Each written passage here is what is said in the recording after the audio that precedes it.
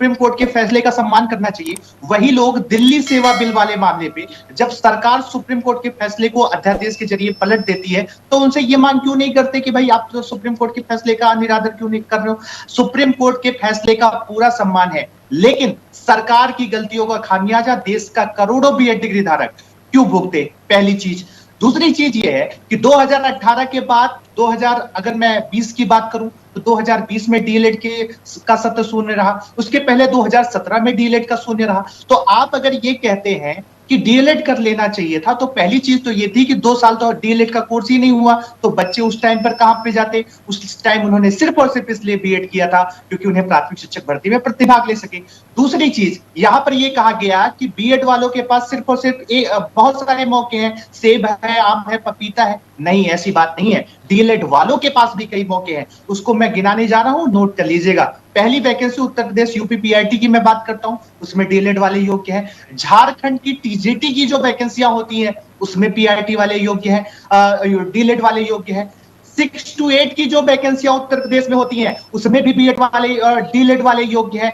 उत्तर प्रदेश में पीजीटी की जो परीक्षा होती है उसमें हर कोई छात्र जो पीजी किया हुआ है उसको भी वहां पर मौका मिलता है। और उत्तर प्रदेश की अकेले में बात करूं तो आज जब नोटिफिकेशन खारिज हो चुका है तो बीएड के पास सिर्फ और सिर्फ एक मौका है, और वो मौका कौन सा, वो मौका सिर्फ और सिर्फ टीजीटी का।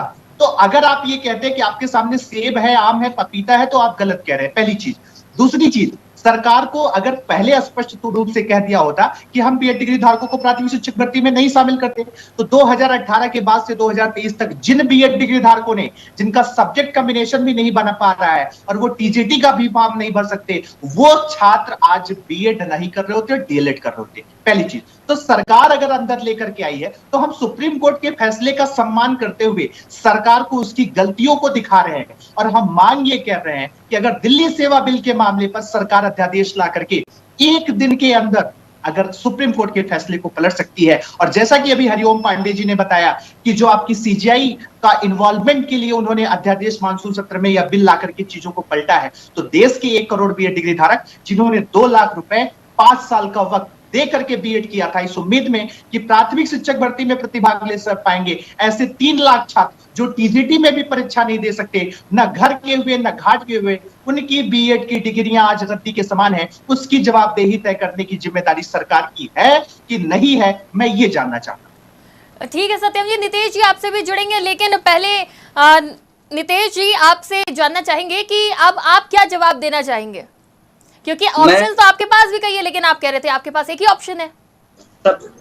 सत्यम भाई ने जैसा कहा कि करोड़ों बीएड धारी के पास एक विकल्प बचा है, तो मैं वही कहूंगा कि बीएड धारी यदि करोड़ हैं तो 10 करोड़ से अधिक हमारे स्टूडेंट हैं, हमारे छात्र हैं, जिनको अनुच्छेद 21A कहता है निःशुल्क एवं अनिवार्य शिक्षा, जिसमें क्वालिटेटिव एजुकेशन की बात की जाती है। तो क्या हम उनके क्वालिटेटिव एजुकेशन को हटा दें जिसके लिए इनको ब्रिज कोर्स कराया जा रहा है, जब हमारे पास एक डीएलएड के सारे बच्चे तैयार हैं जिनको ना ब्रिज कोर्स कराना, उनको कोई नौका सहारा नहीं चाहिए, उनको किसी प्रकार का किसी का सहारा नहीं चाहिए, पूरी तरीके से योग्य है प्राथमिक शिक्षक के लिए। प्राथमिक शिक्षक के लिए जो एलिजिबिलिटी चाहिए वो हमारे डीएलएड वाले भाइयों के पास है।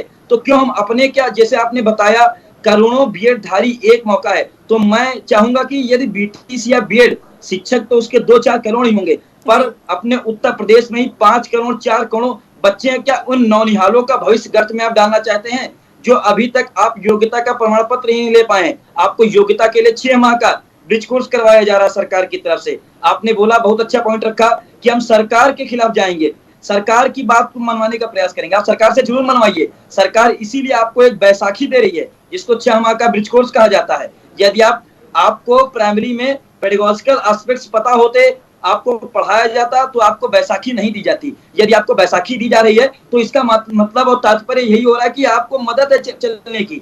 जिसके दोनों पैर सक्षम होंगे, जो पूरी तरीके से स्वस्थ होगा, उसको बैसाखी की जरूरत नहीं है। जब हमारे पास डीएलएड स्टूडेंट हैं, डीएलएड के प्रशिक्षण लगातार हर वर्ष 2.5 लाख से अधिक स्टूडेंट यूपी में एडमिशन लेते हैं, अपना करते हैं, वो भी अपने घर में माता पिता का चिराग जलाने के लिए, बेसिक में आने के लिए ही प्रयास करते हैं।